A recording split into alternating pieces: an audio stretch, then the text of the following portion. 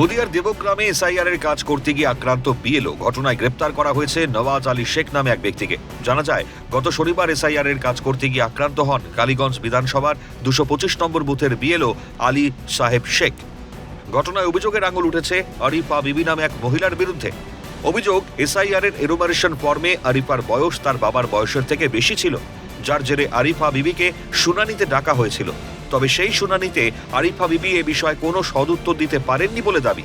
এরপরই নাম বাদ যাওয়ার আশঙ্কায় ওই বিএলওর ওপর চাপ সৃষ্টি করা হয় বলে অভিযোগ। পরবর্তীতে তার ওপর চড়াও হয় আরিফা বিবির পরিবার। ঘটনায় মাথা ফাটে বিএলও আলী সাহেব শেখের। বর্তমানে তার চিকিৎসা চলছে কৃষ্ণনগর সদর হাসপাতালে।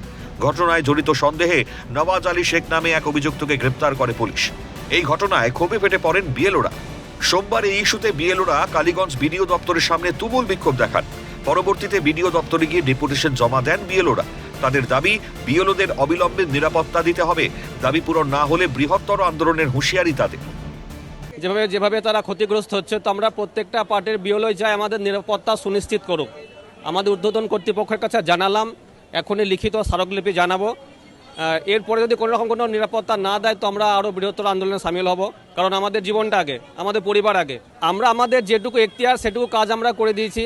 ফর্ম বিলি করা, ফর্ম জমা দেওয়া এবং সেটাকে ডিজিটালাইজ করা, সমস্ত কাজ করে দিয়েছি। এবার কোনো কারো যদি সমস্যা থাকে, সেটা তো আমাদের এখতিয়ারের বাইরে। বাদ দেবেন কি রাখবেন, সেটা সমস্ত ঊর্ধ্বতন কর্তৃপক্ষ দেখছেন, সেটা ইসিআই দেখছেন, সেটা আমাদের সেখানে কোনো কাজ নেই। আমাদের সহকর্মী আলী সাহেব প্রচণ্ড আক্রান্ত হয়েছেন। বর্তমানে তিনি কৃষ্ণনগর সদর হাসপাতালে ভর্তি আছেন। তো আমরা প্রত্যেকে আতঙ্কগ্রস্ত। এর প্রতিবাদ জানাচ্ছি। এখনও পর্যন্ত দোষীদের কোনো দৃষ্টান্তমূলক শাস্তি হয়নি। আমরা চাইছি দোষীরা যেন উপযুক্ত শাস্তি পায় এবং আমরা প্রত্যেককেই অত্যাধিক নিরাপত্তা অভাব বোধ করছি এবং সেই সঙ্গে আমাদের বিডিও সাহেবকেও আমরা অনুরোধ করছি এবং ইসিআইয়ের কাছে আবেদন জানাচ্ছি, যারা এই দোষী তাদের উপযুক্ত শাস্তি দেওয়া হোক। আপনারা হয়তো সবাই জানেন যে ফাইনাল ডিসিশন কিন্তু ERO বা EROরাই নেই, মানে কার নাম থাকবে কার নাম থাকবে না। অর্থাৎ 28 তারিখের পর খেলাটা কিন্তু ঘুরিয়ে যাবে। তখন কিন্তু আর কেউ বিএলওকে ধরবে না। সবাই জেনে গেছে যে ফাইনাল অ্যাকসেপ্ট রিজেক্টটা করবে কে, ERO। তখন আমরা বলতে পারবো যে আপনারা EROকে ধরেন। আমাকে মারার আগে একবার গিয়ে জিজ্ঞাসা করেছেন যে ফাইনাল রিজেক্টটা কে করলো, নামগুলো বাদ যাচ্ছে কার জন্য। আর আমরা চেষ্টা করছি নাম যাতে সবার থাকে, আমরা সেই চেষ্টা করে যাচ্ছি। প্রসঙ্গত, এসআইআর আবহে রাজ্যের বিভিন্ন প্রান্ত থেকে বিএলওদের আক্রান্ত হওয়ার অভিযোগ সামনে এসেছে। এই অবস্থায় দেবগ্রামে এক বিএলওর আক্রান্ত হওয়ার ঘটনায় স্বভাবতই প্রশ্ন উঠছে যে এসআইআর এর কাজ করতে কেন নিরাপত্তাহীনতায় ভুগবেন বিএলওরা?